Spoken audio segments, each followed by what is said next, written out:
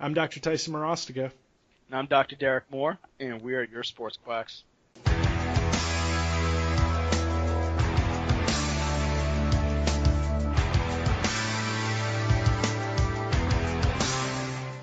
Okay, there, sports quacks. Today, what we'll be talking about is the ICE debate.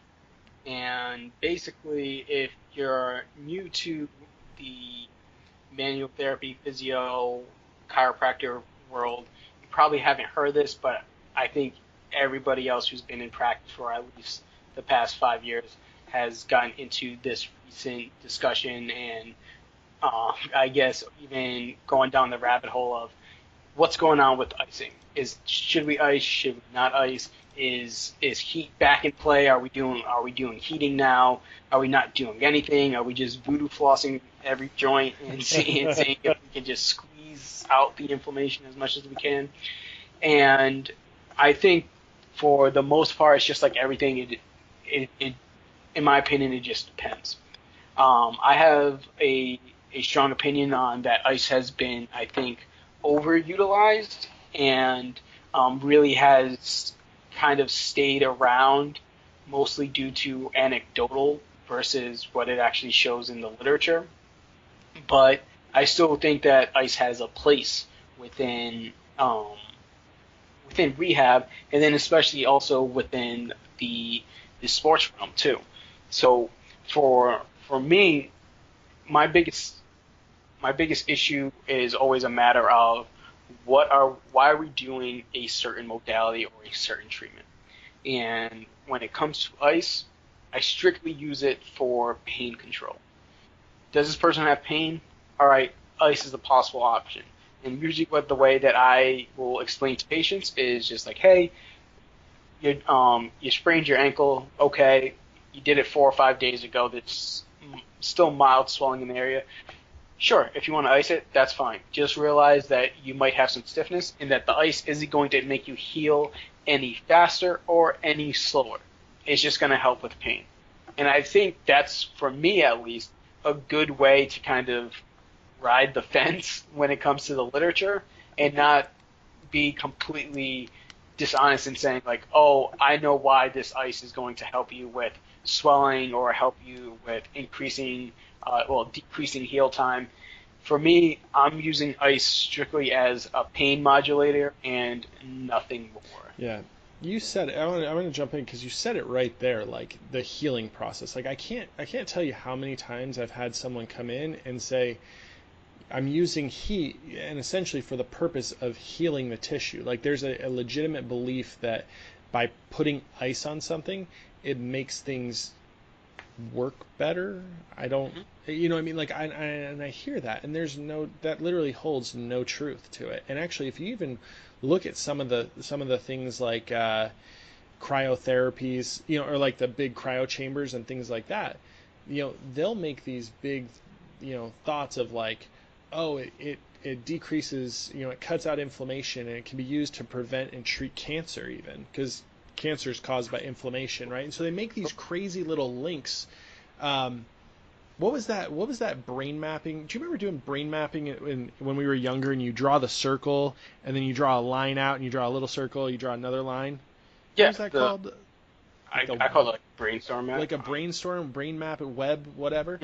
And they'll Yeah, like draw these maps out, and they get to like the farthest extent, and they go, oh, it does this, and they follow that trail back, and they're like, oh, so it must cure right. cancer. That makes Yeah. sense. And that's not true. Like that's the research that we're talking about. Yeah, and a lot of times too, it's um, for the most part they make those assumptions that all right, if this happens, then this happens, then this happens, and it's most of the times I think it's called like it's a fallacy of logic. After this, um, this will happen, assuming that one thing will happen because of the first or second thing happened. And I think even when you start to even break it down into that, when they're talking about ice and inflammation, it still doesn't really hold that much water because you're like, okay, it's going to stop inflammation. How? How? How is Thank it going to stop you. inflammation? because no matter what, the blood is going to take those inflammatory cells to the limb. So unless you're icing and putting a tourniquet on there, like I don't know how it's stopping it. And then, so at best, you're going to say, okay, it's going to slow down inflammation. But my main issue there too is, why are we slowing down inflammation? So this was the kind of the back and forth that I would get with some of our professors, because they're just like, well, inflammation is bad, and you want to get that out. I'm like, well, Why? unless they have an inflammatory disease where they can't regulate their inflammation, what makes you think that you know how much inflammation is good enough for the body? Yeah. Like, for us, it should be more so of, hey, let's let the inflammation there, but we have to work on the exit systems versus the entrance, and try to get the blood out of the area, get those macrophages to do their job and to help with the healing, and then pull that out, versus, all right, let's just stop everything and kind of just hold you up as with the ice. It just doesn't make much sense. And the best research, from at least from what I've been seeing, is still more so of like, they do a VAS, so they're taking like, okay, is this helping with pain? Okay, yeah, it's been helping with pain. And then for some strange reason, I've been reading studies, and they've been going into tissue depth of how cold it gets. And I'm like, What? your measuring stick is just, oh, it makes the skin cold. Cool. We now know that icing a ankle makes it cold. We don't, like, that doesn't make any sense. They're measuring like the depth of penetration. So where it's getting to? Yeah, but either way, it's just like, okay, you're still just making it cold. You're making all these assumptions of what happens when it gets cold, which you can't prove. But then you're just saying, yeah, and then look at this. We can get an inch of penetration with ice, and you're like, who cares? I don't care if we can get that. That doesn't matter. Like, it doesn't matter. Like, yeah, it can penetrate deep, but if it's not doing anything, what does it matter? Like, if it's not having a healing effect, it doesn't matter if it penetrates all the way through the fat and the fat and the supportive tissue down to the bone. That doesn't make sense. So here for me, here's what I think of as we talk about this. Like, being in a manual therapy profession, why do we do the things that we do, right? Like, why do we do it? Because we've learned it a certain way, right? Most of the stuff that's done is based on someone's theory of what they think is going to work. They use what they've learned from anatomy and physiology, and they combine that with what they've seen clinically, and they put it together and go, hey, here's what I think we should do. But unfortunately, a lot of it is just theory. And when you put it into practice, when you start working on someone, things end up different than you always expect. Patients respond differently. Some patients don't, to go home, they don't do what you ask them to do, or they don't, or they aren't able to. And so for me, like, when I think about these things of like, oh, well, you're going to put ice on this person for X amount of time and that's going to help with it. Well, unfortunately, like, that doesn't work. So when you start building your own philosophy and theory on treating patients, you have to be able to choose, like, you have to be able to use your clinical experience and judgment on certain situations. Like, I've never iced a facet joint injury. Right. Like, I won't. I will never ice a facet. I've never iced, what else have I never iced? I've never iced a glute injury. But I will say I've iced a hot levator scap, like trap area. Mm-hmm. I've iced wrists, I've iced knees. I've done a couple things like that, because there's a whiplash type injury, there's a trauma, or there's a legitimately, like, you can put your hands on and I can feel the inflammatory process going on. Mm-hmm. Yeah, and a lot of times I really just think, and you probably see this as often as I do, when you're just in an athletic population and they see their favorite athlete putting ice on after a game, or like when you see that major league pitcher with just ice on the elbow, ice on the shoulder, ice on the wrist, and just sitting there, and people see them like, all right, if this multi-million dollars is going and getting ice after a game, maybe that's what I need to be doing. And then plus on top of that, ever since if they've ever been an athlete and they were injured in the past, ice has always been there for them. It's just like, hey, it's always made me feel better. I'm just going to keep doing this, and that's perfectly fine. And I think ice is definitely a fundamental part as a passive modality for people. And I just don't think that when people are making the debate on whether or not to ice, that we should start to jump towards extremes and be like, okay, if you're not icing, then why are you going to put heat on it? I was like, well, nobody ever said I'm that. not going to jump to heat. Just because I don't do one doesn't mean I have to go do the other. Exactly. And it just really just seems as though that's kind of where we've been at as a society, is just to go to the polar opposite. And it's just more so like, hey, you're not icing, so you must be heating it. And we're just like, no, not necessarily. I might just load it. I might manipulate the joint. We might do some Theragun, or we might do some passive range holds and just kind of get the joint just basically moving. And I'm not telling my patient. I don't think I've ever told my patient not to ice. I just explain to them, hey, like, if you like it, that's fine. Just realize that it's probably not doing what you think it's doing, and it's just going to help you with pain. I've said don't ice. You tell them, you just like don't do it. Oh yeah. I guess what would be your reasoning for telling them that? So one of my big reasonings is people who leave ice on for too long, Right. or people who want to sleep with ice. So I literally say, look, you're either going to do heat or nothing at all, and it's never like, oh, I want you, like always put heat on, put heat on, put heat on. But like people feel comfortable. Like heat helps with calming muscles, with muscle tension. It helps muscles relax. So therefore it is beneficial. Like, and it also depends injury to injury. Like if it's a muscular condition with loss of motion, then I'm sitting there going, yeah, like heat or nothing. Don't put ice on a muscle. If we know that it's a muscular issue, I'm not throwing ice on a muscle. Mm-hmm. It's just the way I do it. And I completely understand that. And what I think also creates a problem too is many times of that analgesic effect from the ice. If you put it on a muscle and they think that they are now out of pain, and they try to overload that muscle because they think that they've actually somehow increased their capacity to withhold different loads for that muscle, which they haven't. All you've done is you've just played a neurological game that just said, hey, this isn't going to hurt for X amount of time. But you have not done anything to change that muscle's capacity to withstand loads. Yeah. So that's when they're just like, I'm going to ice my shoulder, and then I'm going to go work out again. And you're just like, no, like you have to, if your shoulder was actually problematic, let's just talk of like bicep tendonitis or something.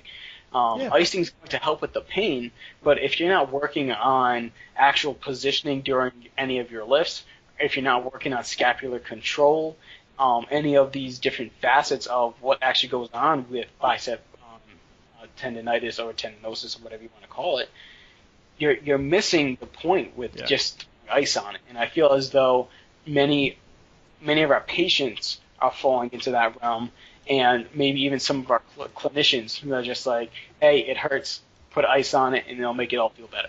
Yeah, but I like what you just did there. And if anybody who's listening caught what Derek just did there, he said when he's talking about the biceps tendonitis or tendinosis, and he's literally came back with whatever you want to call it. That right there is a smart clinician. And let me explain why. All too often we get hooked into this calling everything an itis, right? Itis means that there is an intense inflammatory process. Like there is an inflammatory cascade that needs to be that we want to go to an anti-inflammatory type treatment with it, right? A tendinosis is more of is explaining you have dysfunction of the tissue that is causing pain, and we don't necessarily know why. And a lot of people want to get away from the tendinosis because they think that vagueness of like, oh, we kind of don't know exactly why. People don't want to use it. But the problem is the vast majority of times that is the proper diagnosis. Because as soon as you tell a patient, oh, they've got a tendinitis, you've got a patient choking down ibuprofen until the cows come home. And they're not going to get any better. It's not going to change. Because in most cases, a biceps tendinitis You take Advil, guess what? It doesn't get better. I see that all the time. Any type of impingement syndrome of the shoulder, I see it all the time. They'll choke down Advil and nothing helps, and it's not getting any better because it's typically not a high inflammatory process. So that's really my thought. Yeah, and you're right. And it's the ice and heat debate is just missing the point on the actual diagnosis of what's going on with the patient. And many times I feel as though when I watch some of these Instagram battles and Twitter battles, generally, and I'm not trying to like make assumptions on anybody's professions, but generally the people that I'm seeing that seem to be very, very attached to ice usually are the athletic trainers and some of the physical therapists. Mm-hmm.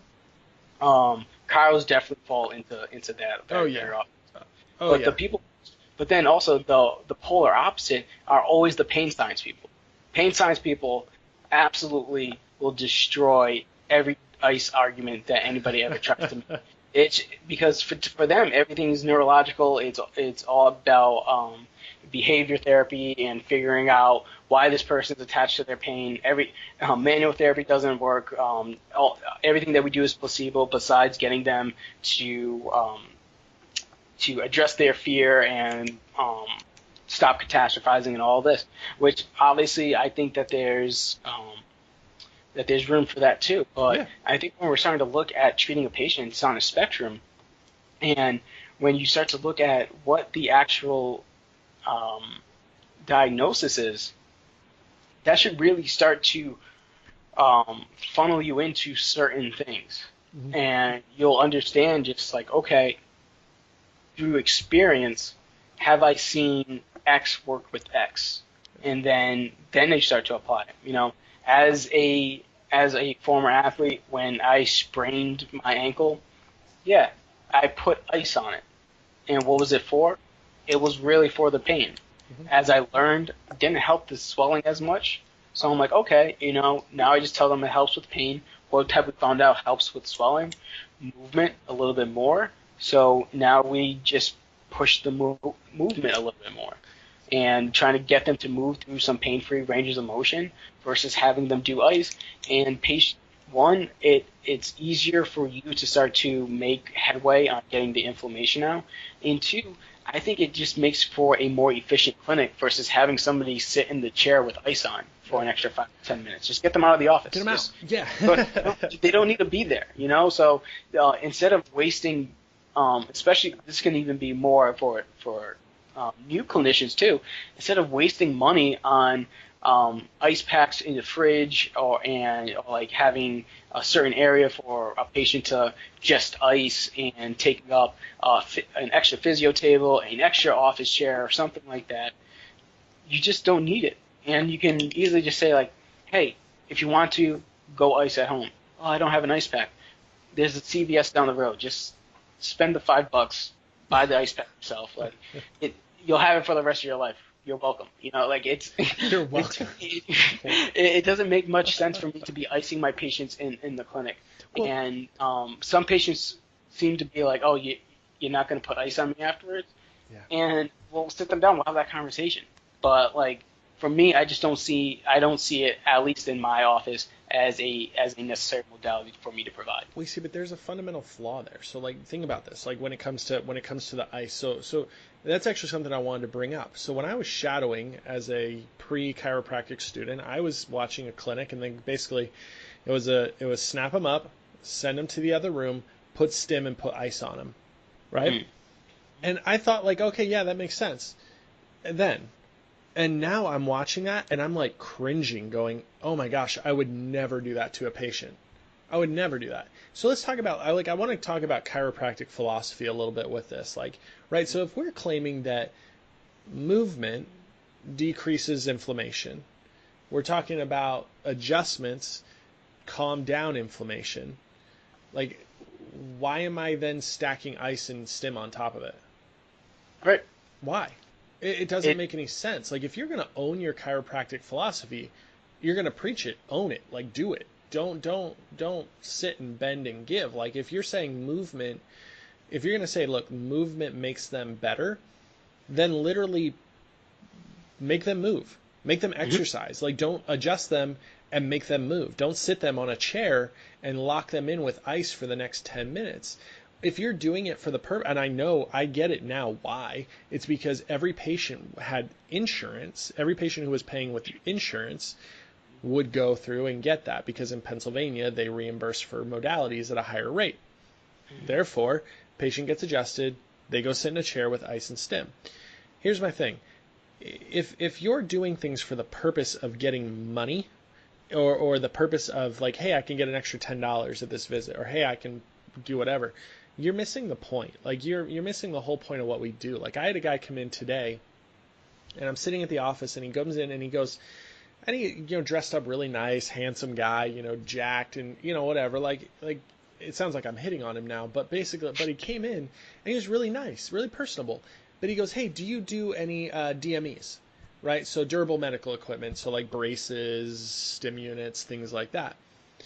He goes, do you use them? And I said, well, I use some things on patients, but I don't give things out, and I don't send patients home with things. And he goes, really? And I said, well, yeah. I said, I just, I'm not interested. I'm not really interested in that. And he goes, oh, okay. He goes, but I have 2 other clinics that are giving out, 3 to 4 back braces a week, and that's an extra $30,000 to $50,000. And I looked the guy in the eye and I go, that's fine, but I'm more interested in what's actually going to get my patients better than what's going to line my wallet. Dude walked right out, and I just didn't say a word to me. And he knew it, like, and that was it. Like, he thought what was going to grab me was the money. But if he had come and said, like, look, my patients, I've been treating 20 patients. I put them all in back braces after treatment. 19 of them came back completely free of pain and never had back pain the rest of their life. Then I would have gone, okay, let's talk. Right. But the fact that his grab was, dude, I can make you $30,000 to $50,000 more. I just went, no, I'm not selling out to that. I'm not going to do it.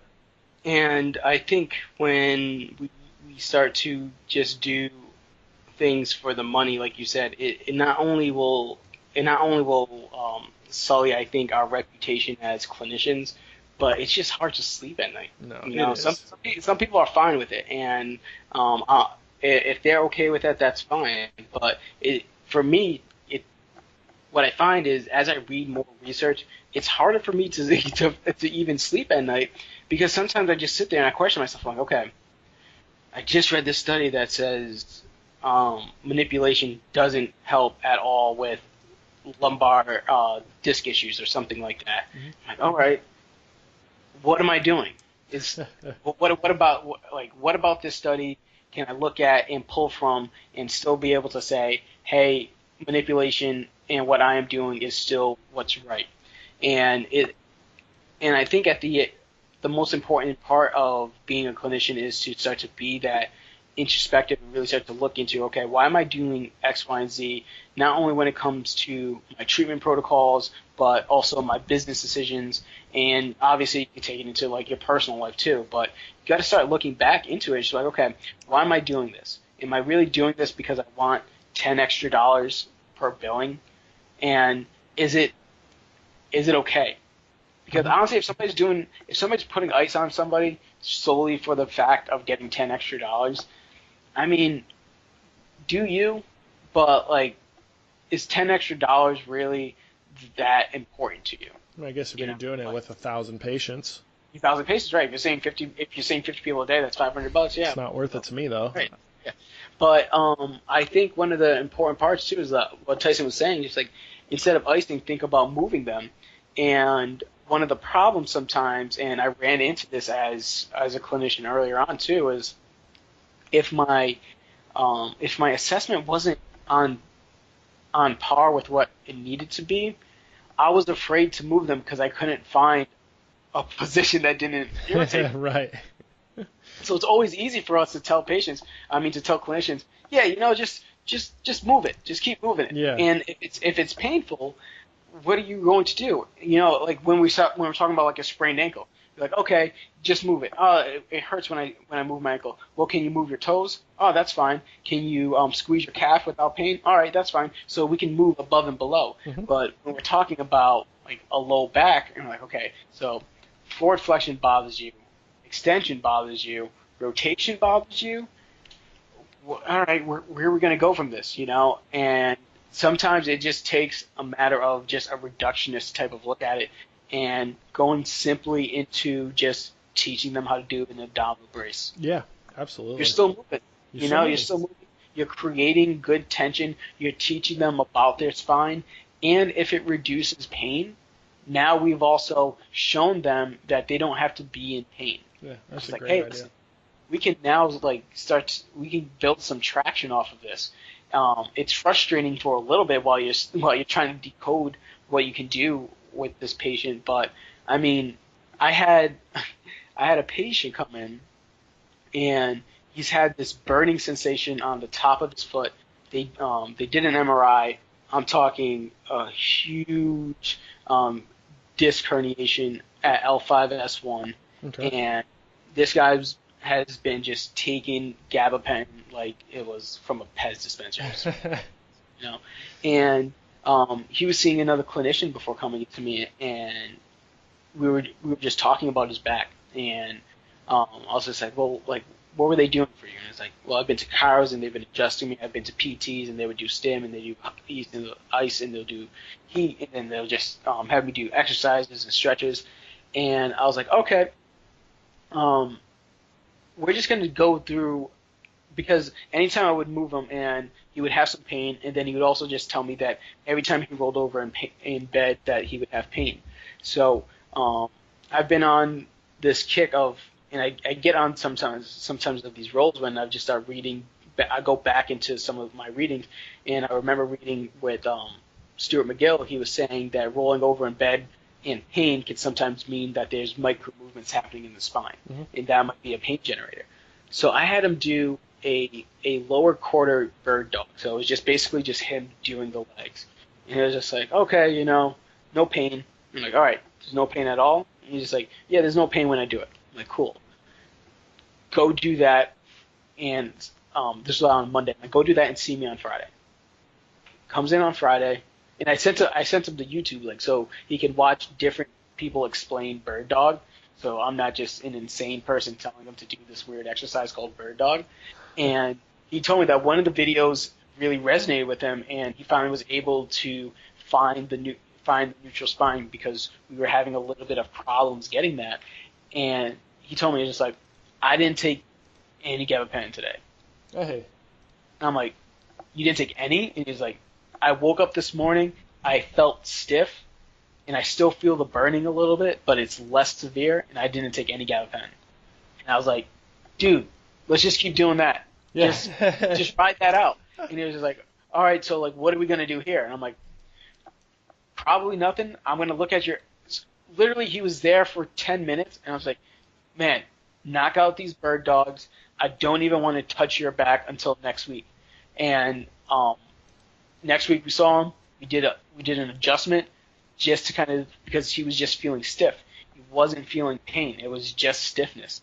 And then I was just like, all right, now we're getting somewhere. We're building traction. And when you're dealing with patients who've had chronic pain and they just don't know what they need to be doing, just take a deeper look into it versus falling back on, hey, I'm just going to put ice on you after this and we're going to adjust you, and if you don't get better, then I don't know what to tell you. A lot of times that's what I'm seeing, is just that we're doing certain techniques or certain modalities because it's become our bread and butter, and we sometimes just get comfortable in it. Back pain, just work multifidi, get you in, get you out. We know how it works. But with those difficult cases, if you take time, get that diagnosis done, you can really start to make headway and build traction on some tougher cases. I think that's great. I mean, that's exactly it. I think one thing I want to make sure we touch on before we wrap this one up, I want to talk just a little bit about risks and benefits of ice versus heat, right? And I think that's something that I've probably explained to patients a million times, and I think because it's really beneficial in patient education. Because let's talk about it. Like Derek, if I'm going to ask you, what are the risks when you put heat, like controlled heat? Yeah, generally I would just say sometimes you might feel an increase in some soreness, increase in symptoms just because you're bringing blood to the area, Hmm. and obviously we worry about the burning effects of just leaving it on too Sure, long. sure. But for the most part, that's usually where I leave it. And I'm just like, if it's inflamed, it might make it feel a little bit worse. But other than that, I'm usually saying like, hey, if you want to use it, use it. Exactly. Heat's fine. Like for the most part, like heat's really fine. Like there are very little risks. Like if heat makes them feel better, you can literally tell them, hey, fall asleep with a heating pad. That's fine. Like heat it up. When it cools down, don't worry, you'll be asleep by then. You can do those kind of things. But on the other hand, ice actually has risks to it, right? So if you over ice, you can actually damage tissue, damage cells. If like a lot of people, I watch this all the time where actually, I did this when I was a kid, where I was always like, I would go in, so I rolled my ankles, I'd blown my knee out, like I've done all the fun stuff in sports, and I would always go into the trainer and they would hand me ice, a bag of ice, and they would go, oh, wrap a towel around it. I was like, forget that. I'm slapping that bad boy right on, and then I'm saran wrapping it around me, right? And before you know it, like I don't feel anything, and I'm in ice for 30 minutes, and I didn't know, but my muscles, my ligaments, my soft tissue structures that hold me in place are stiffening up on me. So I have to then go stretch. Luckily, I was young and it wasn't a big deal. But if I have a patient in my 40s, 50s, 60s who's going and strapping on ice for an hour, they're just literally going to kill tissue. Right. And I saw that too with a patient who put ice in his Normatec boot. Ooh. And he had the Normatecs on for, guess what? 45 minutes of solid pressure on his hamstring. Took it off, and he got a burn. He Oh actually gosh. burned. And the hamstring just looked terrible. And we're just like, man, like what happened? And it was just like I didn't know this would happen. And in the training room, we're just like, all right. So you can't really do much afterwards, but it was just more so like there is some damage. Like obviously you can get the same thing with heat if you fall asleep with it. If it's like on an electric heating pad and it doesn't die out. But with some of these modalities, I think with patients, it's more so sometimes you do have to take that time and explain to them like these are the risks. This is how you kind of protect yourself because you really never know who you're dealing with. You think everybody's going to be responsible with it, but sometimes you have to kind of explain it to them. Yeah, no, it's true. And so let's go over that. That was that was also an interesting you brought up there that the Normatec boots, right? So with Normatec, we're talking about a pressurized system to flush out inflammation, to flush blood, right, in and out, right? So the boots have like basically, if you've never used them before or seen them, they have different channels, I guess I want to call them, of air. So they kind of go work in a pattern to flush blood, you know, to and from the extremity that you're working on, or the area that you're at. So if I'm looking at my athletes and I'm going, like post soreness, that's basically the purpose, right? It works with post soreness, helps you feel better, gets you moving better. If I'm looking at my athletes and I have a pitcher who's just throwing, am I icing them for an hour, or I'm telling them, hey, go jump in a Normatec and and throw it on the shoulder? So there we're talking about pressure and flushing inflammation versus static and icing. Derek, what are your thoughts on that? It with Normatex there, I think their studies are still out there, but I just like the principles and the concepts behind it more. Love it. Yeah. It's still pushing.